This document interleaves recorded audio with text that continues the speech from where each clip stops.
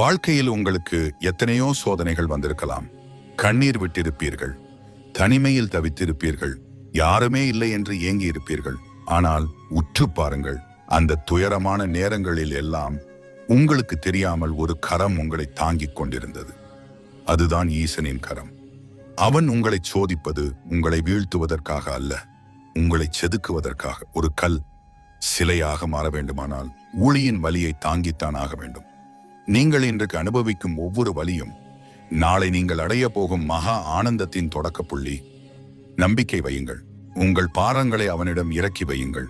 அவன் ஆடும் தாண்டவத்தில் உங்கள் கவலைகள் அனைத்தும் எரிந்து சாம்பலாகட்டும். என் அன்பான பிள்ளைகளே, யார் உங்களை கைவிட்டாலும் நான் இருக்கிறேன். நீங்கள் என்னை தேடி எங்கோ ஓட வேண்டியதில்லை. உங்கள் ஒவ்வொரு மூச்சிலும், உங்கள் ஒவ்வொரு சொல்லிலும் நான் கலந்துதான் இருக்கிறேன்.